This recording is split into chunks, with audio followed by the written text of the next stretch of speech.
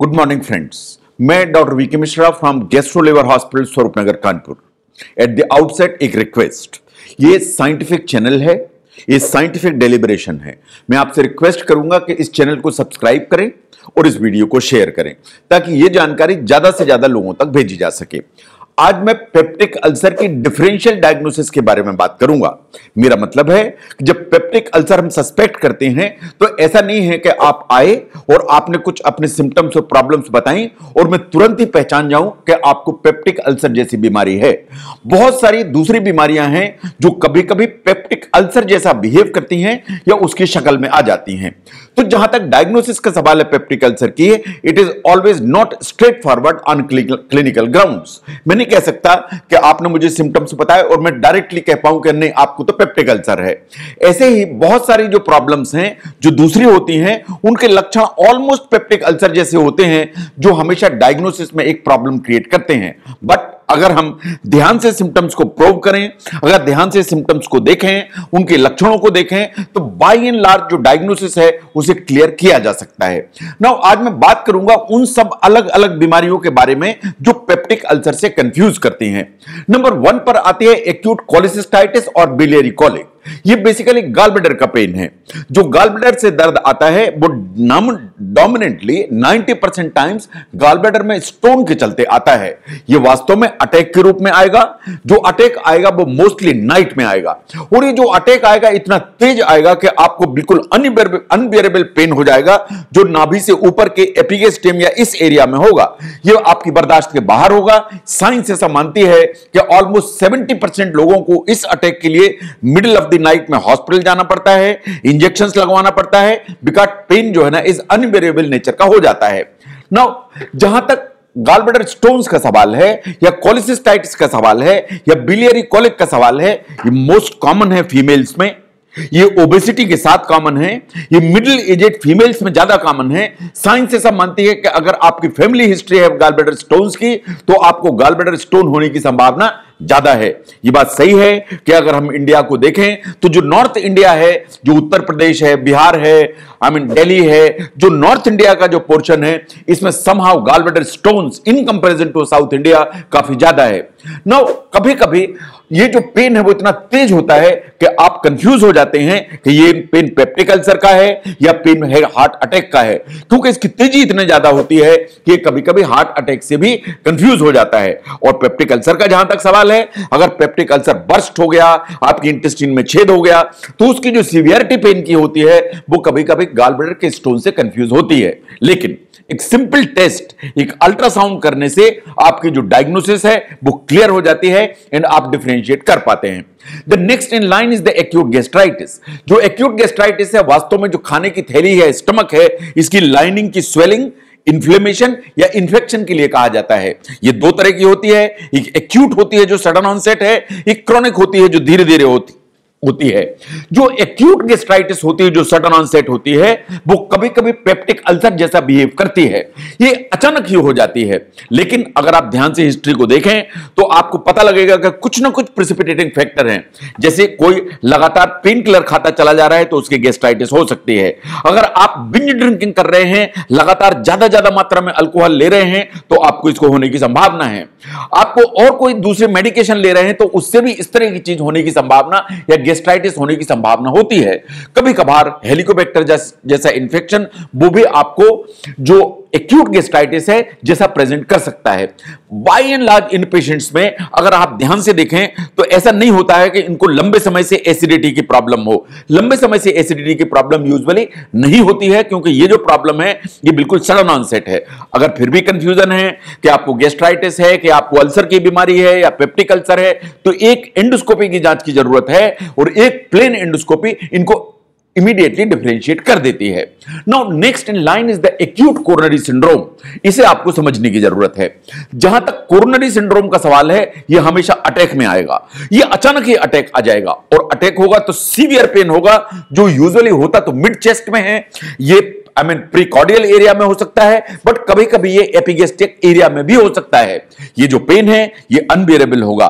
Science ऐसा मानते हैं that most of the time ये जो पेन है आपके एक्सर्शन, वॉकिंग, आपके किसी ना किसी फिजिकल एक्टिविटी से जुड़ा हुआ होगा। अगर आपको एक्यूट कोरोनरी सिंड्रोम है या पेन आपको हार्ट से आ रहा है तो उसके साथ में बहुत सारे दूसरे लक्षण आएंगे। आपको पसीना आएगा, आपकी सांस फूलेगी, आपका ये जो दर्द है घूम के आपकी बाईं तरफ की आर्म में जाएगा, ये दर्द आपके जान में चला जाएगा और वास्तव में ये दर्द इतना तेज होगा कि आपको इस चीज का ऐसा एहसास होगा अंदर से कि मेरी जान जाने वाली है। It will be such severe pain. और ये जो पेन है अगर आप पास्ट हिस्ट्री देखें तो आपको पता लगेगा कि पहले भी जब आप एक्सर्शन करते थे, आप सीढ़ियां चढ़ते थे, तेज चलते थे, तो आपकी सांस फूलती थी या आपको सीने में दर्द आता था। अगर इस तरह की प्रॉब्लम है जिसमें सस्पेशन है कि यह हार्ट का पेन है या एक्यूट कोरोनरी सिंड्रोम है, तो साइंस ऐसा रिकमेंड करती है कि आपको हॉस्पिटलाइजेशन की जरूरत है, आपको इमीडिएट मेडिकल अटेंशन की जरूरत है। इन छोटी छोटी जो जांचें हैं, जैसे एक ईसीजी होगा, एक इको होगा, कुछ ब्लड टेस्ट होंगे जैसे ट्रॉप-टी जैसे एग्जामिनेशन है, उनसे ये क्लियर हो जाएगा कि ये पेन हार्ट का है या पेन हार्ट का नहीं है। कभी कभार इन पेशेंट्स में कोरोनरी एंजियोग्राफी की जरूरत पड़ जाती है at the end to differentiate ये हार्ट का पेन है या ये हार्ट का पेन नहीं है। Now the next in line is the stomach flu या वायरल गैस्ट्राइटिस। नाउ ये जो पेन है ये भी नाभि के ऊपर होगा, एपिगेस्ट्रियम में होगा। इसकी सीवियरिटी का जहां तक सवाल है ये मॉडरेट टू सीवियर हो सकता है, कभी कभी ये अचानक हो सकता है एंड बहुत ज्यादा हो सकता है। इसमें बाय एंड लार्ज 3 सिम्टम्स सामने आते हैं। नंबर 1 पेन होगा, उसके साथ में आपको जी मिचलाएगा, पेन होगा उसके साथ में वॉमिटिंग होगी, और आप थोड़ा सा भी कुछ खाएंगे, इवन पानी भी पिएंगे तो आपका पेन तेजी से बढ़ेगा। बाय एंड लार्ज अगर आप ध्यान से देखें तो इन पेशेंट्स में आपको हिस्ट्री मिलेगी कि पहले इनको बुखार आया था, पहले 1-2 दिन 3 दिन बुखार आया, उसके बाद ये पेट में प्रॉब्लम खड़ी हुई।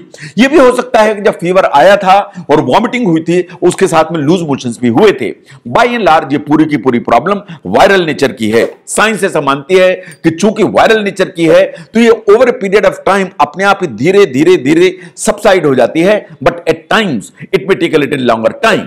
यह भी बात सही है कि अगर आप हिस्ट्री को लें तो आपको पता लगेगा कि पेशेंट के अलावा जो फैमिली मेंबर हैं उनमें से भी किसी को स्टमक फ्लू या वायरल गैस्ट्राइटिस के सिम्टम्स हैं। अगर कभी कंफ्यूजन है कि ये वायरल गैस्ट्राइटिस है, स्टमक फ्लू है या पेप्टिक अल्सर है, तो एक प्लेन एंडोस्कोपी की जरूरत है और एंडोस्कोपी इसको डिफरेंशिएट कर देती है कि आपको अल्सर है या अल्सर जैसी बीमारी नहीं है।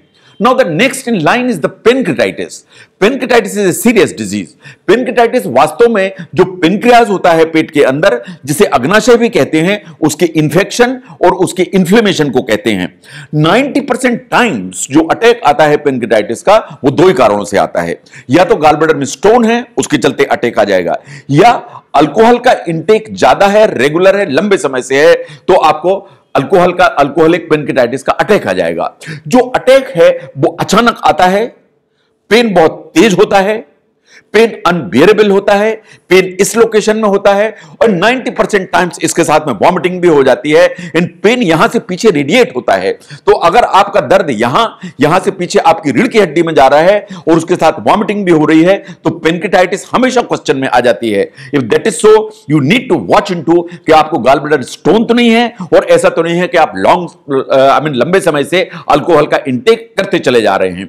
इस तरह के जो पेशेंट्स होते हैं अगर उनकी हिस्ट्री को हम ध्यान से देखें तो उनको एसिडिटी, जलन, खट्टे डकारे आना, इस तरह की कोई हिस्ट्री नहीं मिलती है।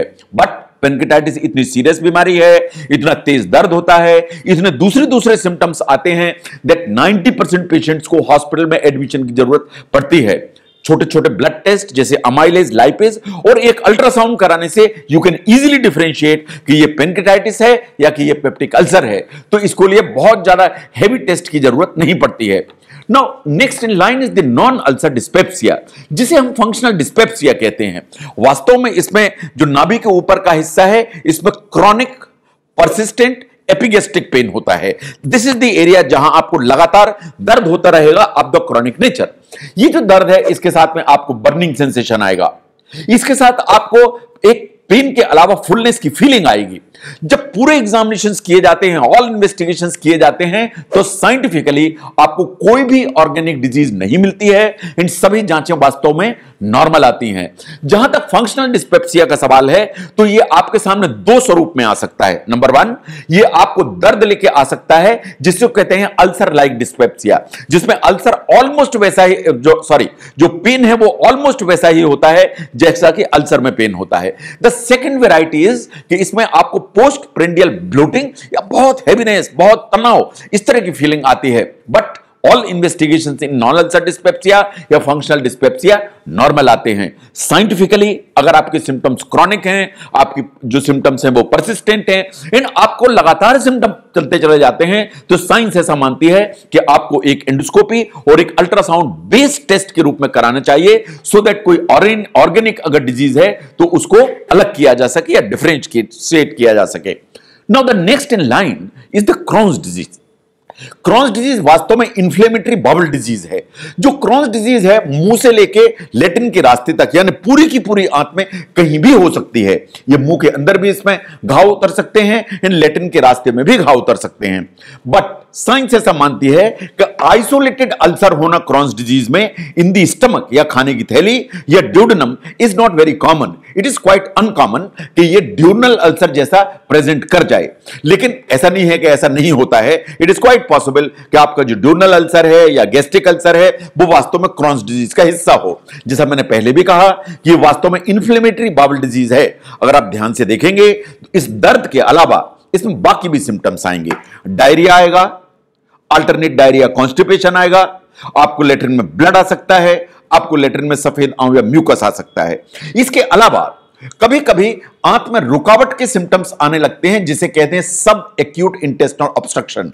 साइंस ऐसा मानती है कि अगर क्रॉन्स डिजीज क्वेश्चन में है तो छोटे छोटे ब्लड टेस्ट जैसे एस का इंका करके ब्लड टेस्ट हैं, या एक अपर जीआई एंडोस्कोपी जो ऊपर से की जाती है, और लेटरिन के रास्ते से एक बड़ी आंत की जांच जिसे कोलोनोस्कोपी की जाती है। इसका मतलब है कि एक एंडोस्कोपी की जांच, एक कोलोनोस्कोपी की जांच एंड थोड़े से ब्लड टेस्ट, इनको करने से आप जो क्रॉन्स डिजीज है वो इजीली आइडेंटिफाई कर सकते हैं एंड पेप्टिक अल्सर से इजीली उसको डिफरेंशिएट कर सकते हैं। Now next in line is Zollinger Ellison syndrome. मैं चाहता हूं कि रेयर जरूर है लेकिन आपकी जानकारी में होना चाहिए। नाउ जहां तक जोलिंजर एलिसन सिंड्रोम का सवाल है, इसमें ड्यूडनल अल्सर्स हो सकते हैं, इसमें गैस्ट्रिक अल्सर्स हो सकते हैं। इन ये जो दोनों अल्सर्स होते हैं ये पेप्टिक अल्सर के हिस्से हैं। इन ये वास्तव में ज्यादा एसिड बनने के चलते होते हैं।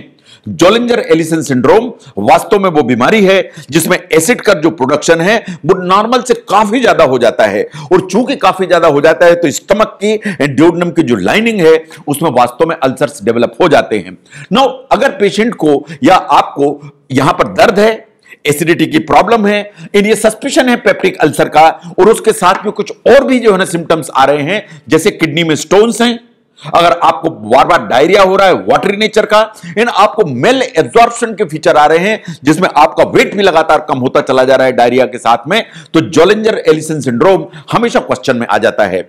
नाउ जहां तक जोलिंजर एलिसन सिंड्रोम का सवाल है, ये एक सिंड्रोम है या कॉम्प्लेक्स है MEN टाइप 1, ये कभी कभी उसका हिस्सा हो सकता है। अगर हम एवेल्युएट करें जोलिंजर एलिसन सिंड्रोम के पेशेंट्स को तो इनमें जो सीरम गैस्ट्रिन का लेवल है, जो ब्लड में सीरम गैस्ट्रिन होता है या गैस्ट्रिन होता है, उसकी अमाउंट काफी ज्यादा होती है। अगर गैस्ट्रिन का लेवल 200 पिकोग्राम पर ml से ज्यादा है, that is more than 200 picogram पर ml, तो ये जोलिंजर एलिसन सिंड्रोम के फेवर में जाता है। अगर हम आपके खाने की थैली के एसिड को नापें तो साइंस ऐसा मानती है कि पर आवर एसिड का जो प्रोडक्शन है वो 15 मिली इक्विवेलेंट से ज्यादा होने लगता है। तो बेसिकली जो जोलिंजर एलिसन सिंड्रोम है वो उस तरह की प्रॉब्लम है जिसमें खाने की थैली में एसिड का जो फॉर्मेशन है वो लीप्स एंड बाउंड्स बहुत तेजी से बढ़ता चला जाता है, और चूंकि वो ज्यादा है तो इसलिए आपको अल्सर क्रिएट करता है। तो मेरा ऐसा सोचना है कि जहां तक पेप्टिक अल्सर का सवाल है, इसके एक सेट सिम्टम्स हैं, इन द सेंस कि पेन है, उसके साथ में हाइपर एसिडिटी है, उसके साथ में फूड पेन रिलेशन है। ये बात सब सही है कि ये 3 लक्षण आएंगे, लेकिन सिर्फ लक्षणों के आधार पर या सिम्टम्स के आधार पर हमेशा ये 100% नहीं हो पाता है कि मैं कह पाऊं कि नहीं आपको पेप्टिक अल्सर की बीमारी है, क्योंकि पेप्टिक अल्सर बहुत सारी दूसरी जो बीमारियां हैं उनसे हमेशा कंफ्यूज होता है या कंफ्यूजन पैदा करता है। ये जो एक लिस्ट है जो डिजीजेस की जो पेप्टिक अल्सर से कंफ्यूज होती हैं, वो हमारी जानकारी में होना चाहिए। इन बहुत छोटे छोटे टेस्ट हैं, जैसे कुछ ब्लड टेस्ट किए जाएं, कुछ अल्ट्रासाउंड किया जाए और एक एंडोस्कोपिक एवेल्युएशन किया जाए, तो वास्तव में इन बीमारियों को और पेप्टिक अल्सर को बहुत इजीली डिफरेंशिएट किया जा सकता है एंड आइडेंटिफाई किया जा सकता है। एक बार पेप्टिक अल्सर को आइडेंटिफाई किया तो उसका ट्रीट करना बहुत इजी हो जाता है, बहुत आसान हो जाता है। तो मैं समझता हूं कि जो डिफरेंशियल डायग्नोसिस है ऑफ पेप्टिक अल्सर, उसे आपको ध्यान में रखना चाहिए एंड आपको अपने डॉक्टर से समझना चाहिए कि कहीं मुझे इस तरह की बीमारियों में से कोई बीमारी तो नहीं है। अगर डिफरेंशियल डायग्नोसिस को समझने में यह वीडियो आपको मदद करता है तो इसको जरूर शेयर करिए। मैं doctor VK Mishra from gastro liver hospital Swaroopnagar Kanpur. Thank you very much.